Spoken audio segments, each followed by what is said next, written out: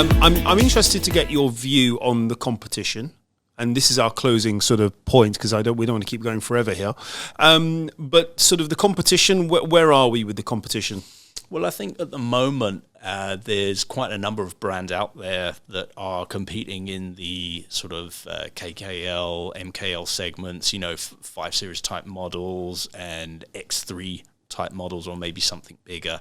But in the luxury segment, GKL Plus, in the really luxurious segment, there's not many with cars on the road right now. And I would say the primary choice for some of them, wants this status, this level, would be the Mercedes-Benz EQS. Okay, we've talked about this obviously, and I'm a fan of Mercedes. I think the S-Class is a stunning car, being honest. Different to the 7 Series, and I think with 7 Series, I think we do have a measurable advantage there. But S-Class does have the brand cachet within Mercedes-Benz, and I just wonder, can the EQS compete at this level, do you think, from a luxury car perspective? Well, it's an interesting one. The EQS certainly has an edgy look, totally new design. You're being very kind when you say edgy look, aren't you? Yeah, the EQ range for Mercedes-Benz is a sort of a new batch of chassis, if you like. So they are redesigning from the ground up. It's not a crossover from the S-Class or something like this. And so there are differences. If somebody is an S-Class owner and looks for that instantly recognizable flagship car that's recognizable to others, not just to them, but recognizable to others, that is a top-of-the-range Mercedes, I don't think the EQS quite hits that target. It's got its own design. It's got its own styling, not S-Class at all. But you have to look into some of the other details to find the luxuriousness, because again, it's also not as spacious in the rear, not nearly as spacious as the 7 Series. I'd compare it more like a Grand Coupe type model than a typical flagship luxury sedan. I've been running a lot of GKL Plus workshops recently, and I do ask the question about EQS, and I would say probably 10% of the audience that I've spoken to in various markets would put the EQS in that sector. Yeah. And I think if that is the comparison for the 7 Series, I think we're on a winner, because I love Mercedes as a brand, but I don't particularly like the EQS in terms of design. I think you're right. I'm not quite sure where it sits, to be honest. And the closest model for me, I know you have a different view, but would be the 6 Series Gran Turismo, because that's the comparison, but you think it's quite similar to the 8. It could be more towards the 8 Series Gran Coupe if we put ourselves in the mindset of the customer that we're talking about here, somebody who lives a luxurious lifestyle on a daily basis, much like yourself, Faisal.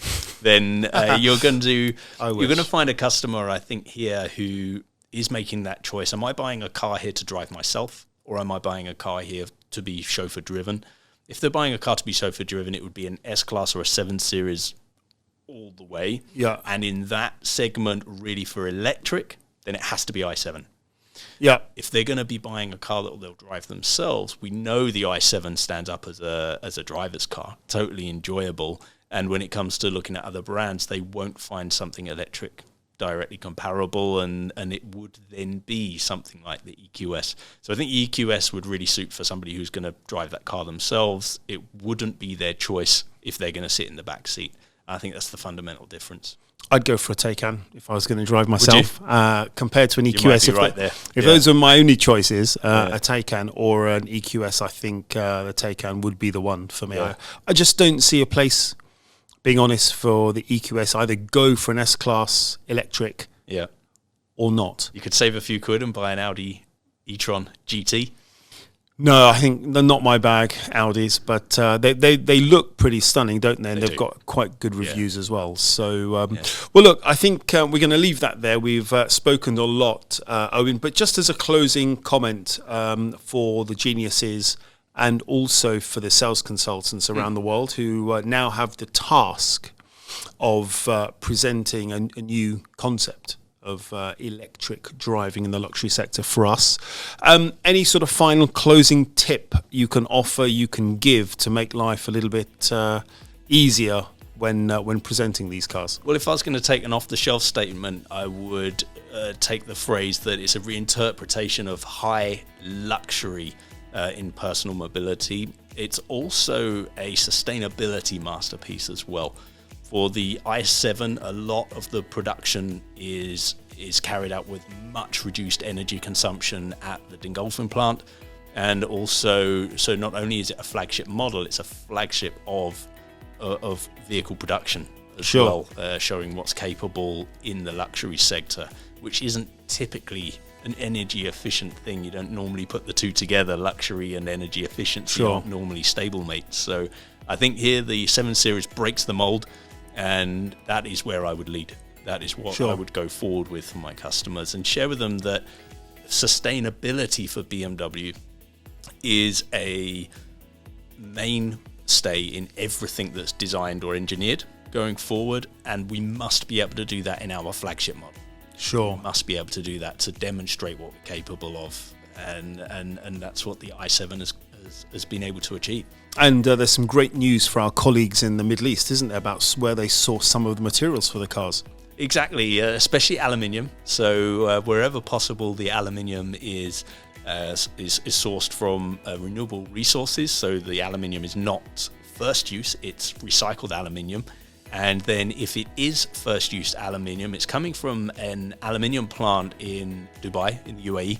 And that is a plant that is totally powered by solar. So again, increasing the sustainability of production for BMW vehicles. Fantastic. Great news for the C3 region.